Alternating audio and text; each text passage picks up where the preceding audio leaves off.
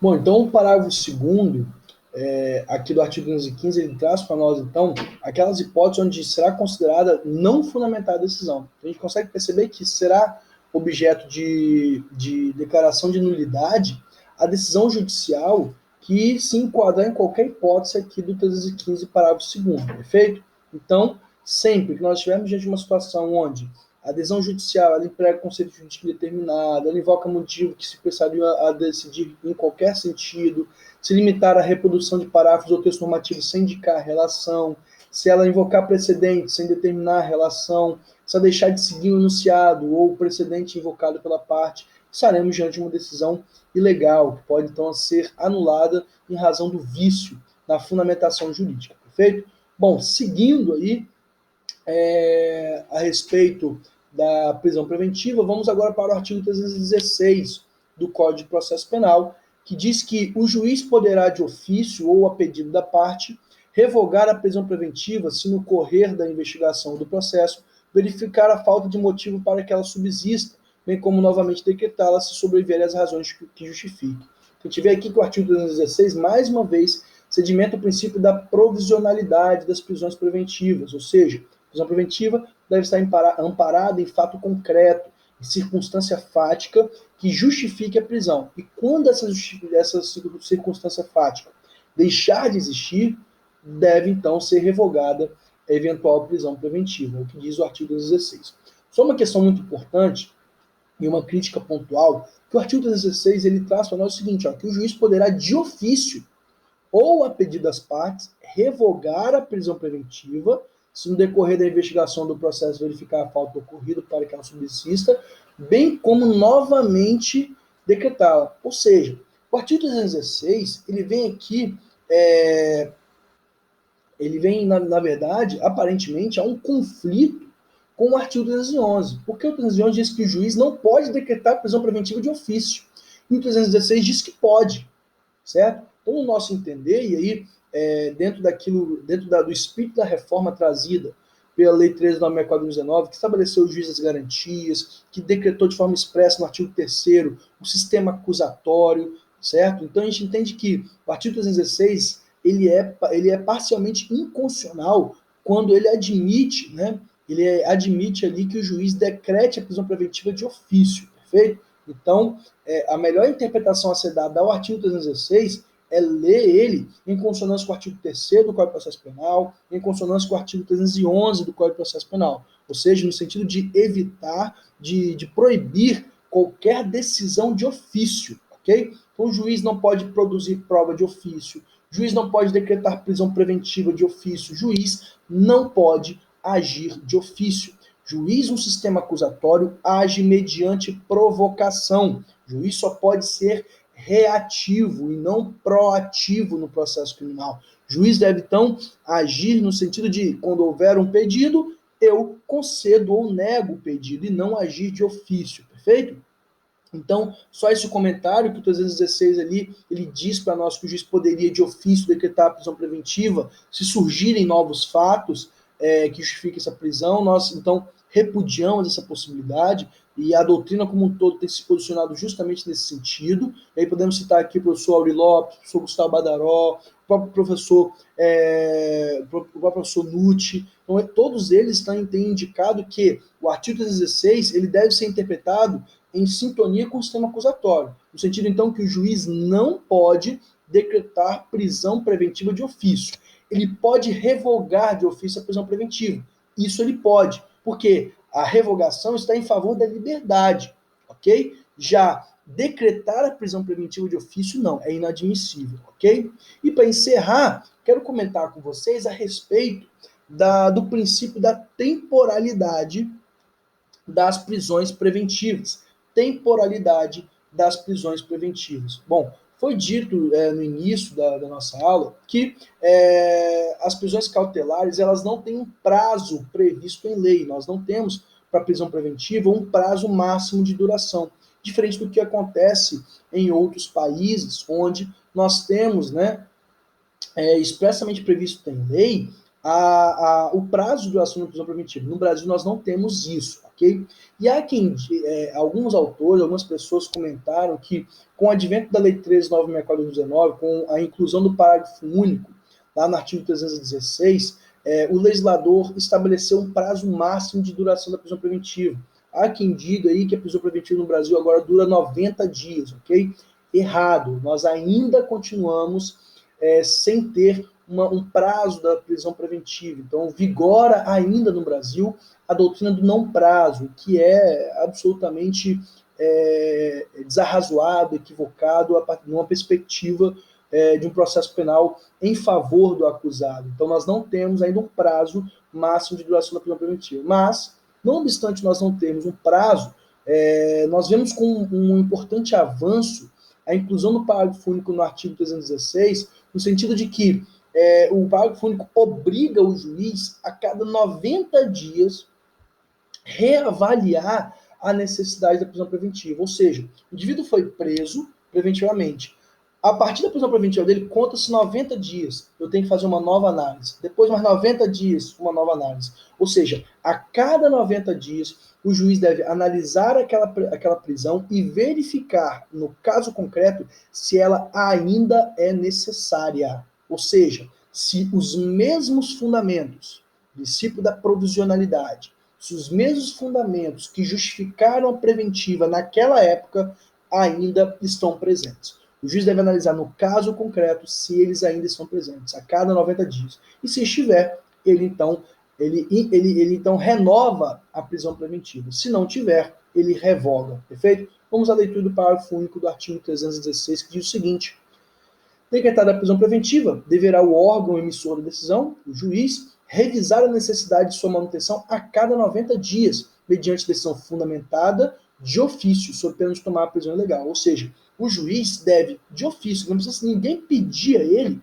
para que ele revise a prisão preventiva. Então, a cada 90 dias, ele, por iniciativa própria, deve revisar essa prisão e verificar a necessidade. E mais, ele deve justificar, fundamentar no caso concreto a necessidade daquela prisão, ok? A cada 90 dias. Então, ao contrário do que muitos pensam, nós não temos um prazo máximo de 90 dias. O legislador só disse que a cada 90 dias ela deve ser reavaliada e o juiz deve decidir com fundamentos novos. Ele não pode copiar e colar a decisão anterior, isso não é fato novo, não é fato concreto. Ele deve, então, justificar a necessidade da prisão preventiva com fatos novos ou contemporâneos. Feito, pessoal? Bom, então, para a gente encerrar a prisão preventiva, é importante também a gente comentar o artigo 319 do Código de Processo Penal, que vai tratar ali para nós das medidas cautelares diversas da prisão. Então, o artigo 319, né, no capítulo 5, ele vai dizer o seguinte, das medidas cautelares diversas da prisão. Então, o artigo 319, ele traz para nós ali um rol de 8 incisos, ok? Onde nós temos ali várias medidas que o juiz pode aplicar no caso concreto, no lugar da prisão preventiva. Então, como dito anteriormente, a prisão preventiva ela então vai se reger pelo princípio da excepcionalidade, da subsidiariedade. Então, eu só aplico a prisão preventiva quando outras medidas cautelares não forem cabíveis. E que outras medidas cautelares são essas? E são as previstas no artigo 319. Então, o artigo 319 vai dizer o seguinte, olha, são medidas cautelares diversas da prisão, inciso 1, comparecimento periódico em juízo no prazo e nas condições fixadas pelo juiz para informar e justificar suas atividades. Então, o juiz pode, ao invés de determinar a prisão preventiva, determinar que o indivíduo compareça todo mês no fórum, todo mês no juízo, para justificar o que você está fazendo, você está trabalhando, por onde você anda, qual o seu endereço atualizado, ok? Inciso 2, o juiz também pode proibir o acesso ou a frequência do indivíduo a determinados lugares, quando as circunstâncias relacionadas ao fato indicarem necessidade de tal medida. Ou seja, olha, se ele foi preso por um crime que ele cometeu num bar, em alguma coisa, olha, você não vai frequentar bares, não vai frequentar casa noturna, você não vai frequentar tais lugares, porque você essa é a condição para que você fique livre, perfeito? Inciso 3, proibir o indivíduo de manter contato com pessoas determinadas quando, por circunstâncias relacionadas ao fato, deva o indiciado ou acusado permanecer distante. Então, o juiz diz, olha, a sua condição para manter a liberdade é não ter contato com a vítima, com os parentes, com qualquer pessoa que tenha relação com o fato. Inciso 4. Proibir o acusado de ausentar-se da comarca quando a permanência seja conveniente ou necessária para investigação e instrução. Então, o indivíduo não pode sair da comarca, né, dali da localidade onde está sendo julgado, onde ele vai ser processado. Perfeito? Ele só pode, então, sair da comarca com a permissão do juiz. Então, quando o juiz der uma permissão, ele deve, então, comunicar ao juiz a necessidade, justificar, e só, então, quando o juiz decidir pela possibilidade, ele pode, então, se locomover, sair, então, daquela localidade. Inciso 5. Recolhimento domiciliar no período noturno, nos dias de folga, quando o investigado ou acusado tem residência e trabalhos fixos. Então, o juiz pode, olha, durante a semana você trabalha, mas fim de semana você fica dentro de casa. Então, de 8 da noite até 6 da manhã e de sábado a segunda-feira de manhã você fica preso dentro de casa, não sai de casa. O juiz pode determinar isso como medida cautelar diversa da prisão. Inciso 6. Suspensão do exercício de função pública ou de atividade de natureza econômica ou financeira, quando houver justo receio de sua utilização para a prática de infrações penais. Então, o juiz ele pode determinar ali a suspensão de algum exercício de função pública. Imagine, então, que um policial militar, um indivíduo, um policial, um bombeiro, alguém que tem ali um fiscal da prefeitura. Então, o juiz ele pode ali suspender a função pública desse indivíduo, ok?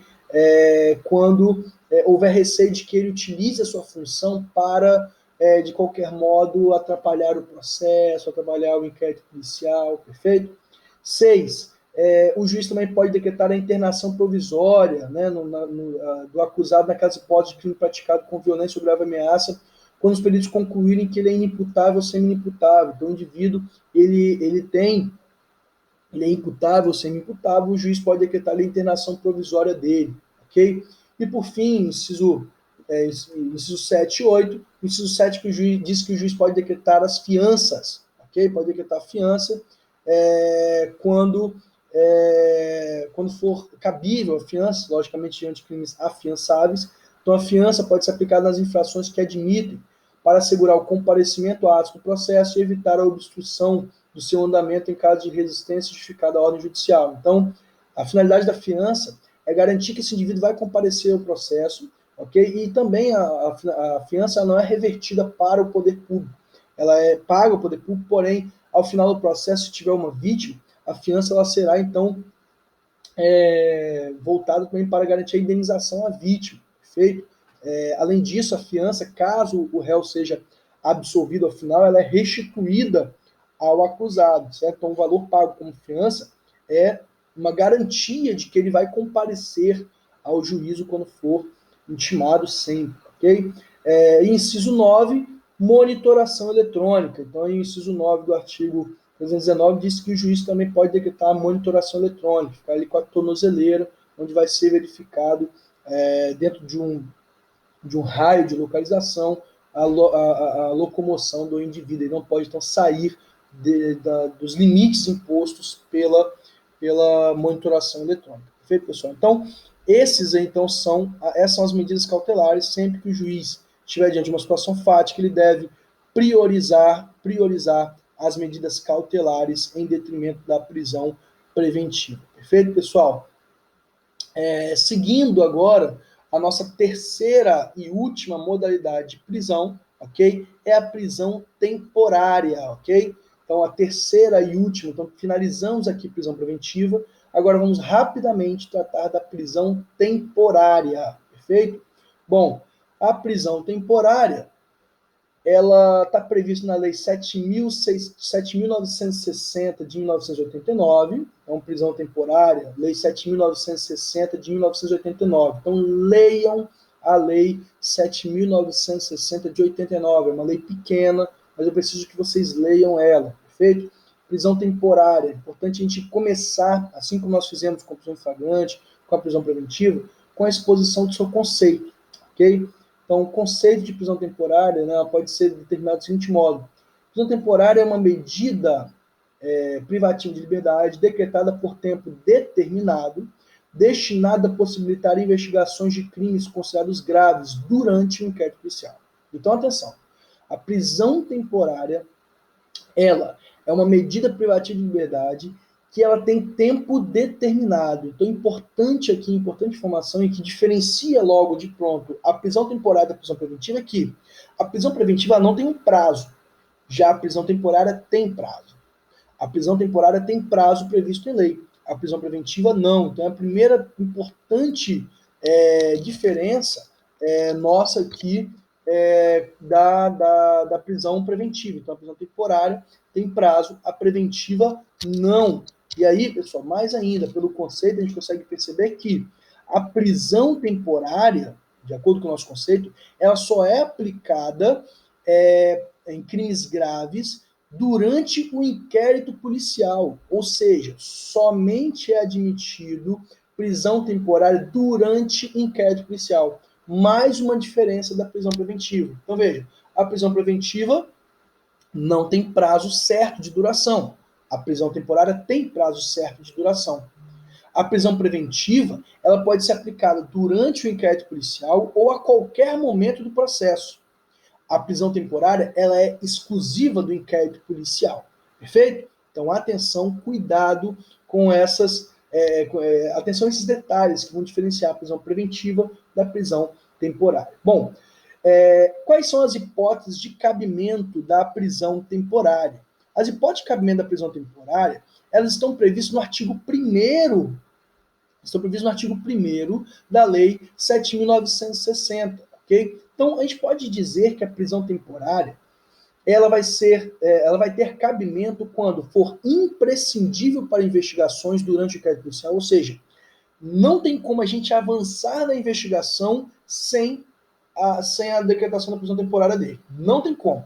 Para a gente avançar nas investigações, nós precisamos decretar a prisão temporária. Ou seja, quando for imprescindível para investigações. 2. Quando o indiciado não tiver residência fixa ou não oferecer elementos para esclarecer a sua identidade. Então, há uma crítica muito grande aqui da utilização da prisão preventiva como forma da prisão temporária, perdão, como forma ali de punição para o indivíduo não ter uma residência fixa, não ter um local onde ele possa ser encontrado. Imagina um indivíduo transeunte que mora na rua, certo? Então há uma dificuldade de localizá-lo para intimar para que ele possa prestar depoimento. Então isso justificaria a prisão temporária ali de acordo com a lei, perfeito? Além disso, além de ser imprescindível para a investigação do inquérito policial e quando for o indiciado não tiver residência fixa, somente cabe prisão temporária num rol taxativo de crimes, ok? Então a lei ela traz de forma expressa um rol taxativo de crimes em que cabe a prisão temporária. Vamos lá entender? Veja bem. Artigo 1º da Lei 7.960 de 89.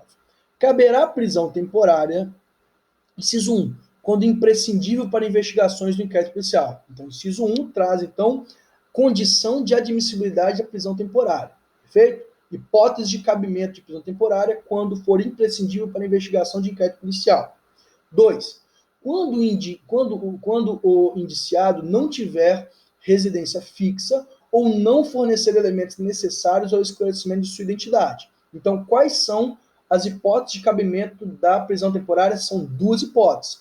Imprescindibilidade das investigações durante o inquérito policial, quando o indivíduo não oferecer informações ou elementos necessários para esclarecer a sua identidade. Essas são as duas hipóteses de cabimento da prisão temporária. Mais ainda, além das hipóteses de cabimento, nós temos o rol taxativo de crimes. Quando houver fundadas razões, de acordo com qualquer prova admitida na legislação penal, a autoria ou a participação do indiciado nos seguintes crimes: homicídio doloso, sequestro ou cárcere privado, roubo, extorsão, extorsão mediante sequestro, estupro, atentado violento ao pudor, rapto violento, que foi então revogado, epidemia com resultado morte, envenenamento de água potável ou substância alimentícia, crime de quadrilha ou bando, genocídio, tráfico de drogas, crimes contra o sistema financeiro e crimes previstos na lei de terrorismo.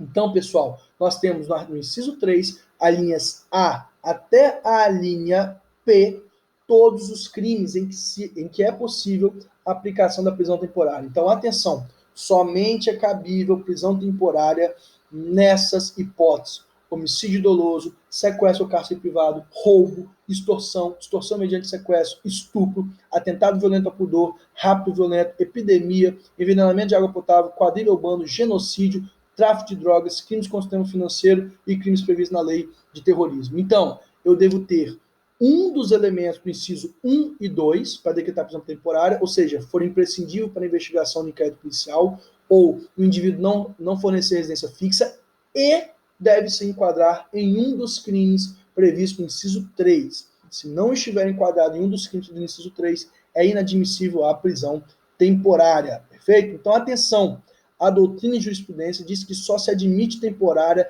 na conjugação dos incisos 1 ou 2 e a ocorrência de um dos crimes previstos no inciso 3 do artigo 1º. Então, só pode prisão temporária durante o inquérito policial, desde que presentes os requisitos do inciso 1 ou 2 e um dos crimes previstos no inciso 3. Perfeito?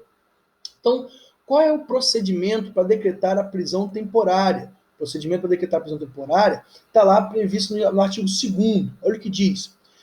A prisão temporária será decretada pelo juiz em face de representação de autoridade policial ou de requerimento do Ministério Público e terá o prazo de 5 dias, prorrogável por igual período em caso de extrema e comprovada necessidade. Bom, pessoal, aqui o artigo 2º diz que poderá ser decretada, então, a prisão temporária pelo juiz, desde que haja a representação do delegado de polícia ou requerimento do Ministério Público.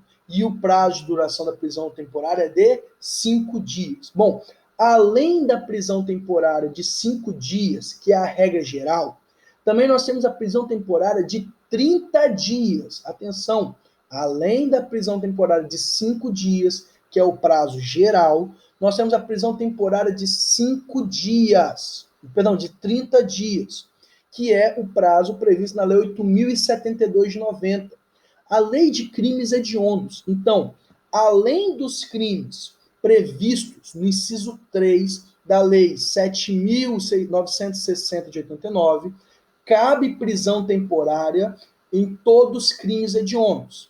Então, o artigo 2º, parágrafo 4º da Lei 8.072 de 90 diz que cabe prisão temporária para os crimes hediondos. Então, atenção, cabe prisão temporária em todos os crimes previstos na Lei 7.960 de 89, bem como todos os crimes hediondos.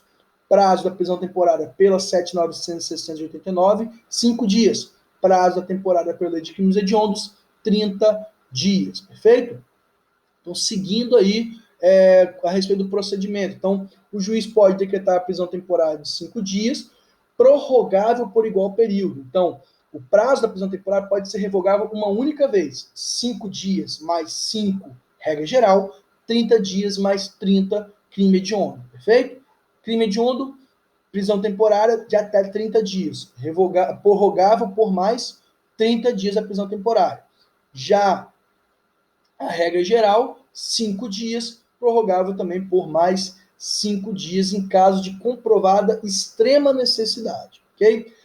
Parágrafo 1º. Na decisão de representação da autoridade policial, o juiz, antes de decidir, ouvirá o Ministério Público. Então, caso haja uma representação da temporária pelo delegado de polícia, o juiz, antes de decretar a temporária, ele intima o Ministério Público para que o Ministério Público possa ouvir. É o que diz o parágrafo 1º do artigo 2º. Então, o delegado de polícia representou pela prisão temporária, deve o juiz abrir prazo para o Ministério Público, para que o Ministério Público possa se manifestar. Parágrafo 2º. O despacho que decretar a prisão temporária deverá ser fundamentado e prolatado dentro do prazo de 24 horas contadas a partir do recebimento da representação ou requerimento. Então, a decisão do juiz, após o ouvido do Ministério Público, deve ser prolatada em até 24 horas. Parágrafo 3º do artigo 2º. O juiz poderá, de ofício ou a requerimento do Ministério Público ou do advogado, determinar que o preso lhe seja apresentado, solicitar informações e esclarecimentos da autoridade policial e submetê-lo ao exame de corpo de delito. Perfeito? Então, o juiz ele pode, antes de decretar a prisão temporária, pedir para que o preso seja levado até a sua presença, para que ele possa ouvi-lo, pedir, por exemplo, um laudo pericial. São medidas aí possíveis ao juiz. Parágrafo 4º. Decretada a prisão temporária, expediciar mandado de prisão em 2 vias, uma das quais será entregue ao indiciado e servirá como nota de culpa. Parágrafo 4º. O mandado de prisão conterá necessariamente o período de duração da prisão temporária, estabelecido no caput desse artigo, bem como o dia em que o preso deverá ser libertado. Então, a Lei 13.869 de 2019, a Lei de Abuso de Autoridade, diz que a prisão temporária, o mandado de prisão temporária, deve conter o prazo de duração, 5 dias, e o dia em que deve ser solto. Por quê? Não precisa de uma outra ordem judicial para soltar. Terminado o prazo da prisão temporária, a autoridade que estiver sobre a guarda desse indivíduo, né, o diretor carcerário, o diretor prisional, ele deve imediatamente colocar em liberdade, independente de outra decisão judicial. Por quê? Já vai conter no título executivo, na decisão judicial, a ordem de soltura dele de imediato após o prazo da prisão temporária, desde que não sobrevenha uma prisão a outro título, como, por exemplo, a prisão preventiva, ok? Parágrafo 5º. A prisão somente poderá ser executada depois da expedição de mandado judicial. Parágrafo 6º. Efetuada a prisão, a autoridade policial informará ao preso dos direitos previstos no artigo 5º da Constituição Federal.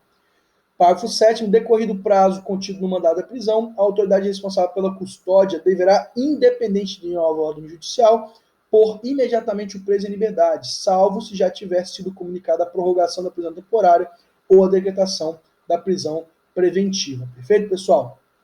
Então, esse é o procedimento, né? Esse é o procedimento da prisão temporária. Então, prazo de duração, lembrando, 5 dias, pela lei de crimes hediondos, o prazo é de 30 dias, prorrogável também por igual período, ok? A não libertação do preso após esse prazo, seja de 5, seja de 30 dias, desde que não haja revogação, desde que não haja decretação de uma prisão preventiva, então, o indivíduo incorre em abuso de autoridade. Então, a não libertação após o prazo da prisão temporária é crime de abuso de autoridade, perfeito? O juiz também não pode decretar prisão temporária de ofício. Atenção, prisão temporária não pode ser decretada de ofício, assim como na prisão preventiva, aqui não pode ser decretada de ofício, só a gente pode, mediante representação do delegado de polícia ou requerimento do Ministério Público. Okay? E também é vedada a prorrogação da prisão temporária de ofício. Delegado não pode, o juiz não pode determinar prisão temporária de ofício e não pode conceder a renovação da prisão de ofício, sempre mediante requerimento do Ministério Público ou representação da autoridade policial. Perfeito? Então, atenção a lei em questão, leiam, não deixam de ler a Lei 7.960 de 89, Lei da Prisão Temporária. Perfeito, pessoal? Bom, então com isso, com o estudo da prisão temporária, nós encerramos aqui o estudo das medidas cautelares. Na próxima aula eu vou trazer apenas alguns comentários a respeito da prisão domiciliar, alguns aspectos processuais, enfim, da jurisprudência, mas nós encerramos aqui o estudo da prisão em flagrante, prisão preventiva e prisão temporária. Então, na próxima aula eu vou tratar com vocês sobre prisão domiciliar e fiança, especificamente sobre fiança, ok? Finalizando, então, aí as medidas cautelares previstas no Código de Processo Penal. Perfeito, pessoal? Com isso, nós encerramos o nosso semestre, né? Na próxima aula nós vamos encerrar o conteúdo do nosso semestre. Conseguimos, então, aí finalizar a nossa ementa proposta e espero que tenha sido a contento de vocês, que vocês tenham conseguido compreender, absorver o máximo possível de informações. No mais, estou sempre à disposição de vocês, nosso meio de comunicação aí, ok? Então, na próxima aula, vamos tratar de fiança e vamos tratar de prisão domiciliar. São 2 assuntos muito importantes também para a gente poder trabalhar na próxima aula, perfeito? Muito obrigado, um abraço a todos, até logo. Tchau, tchau.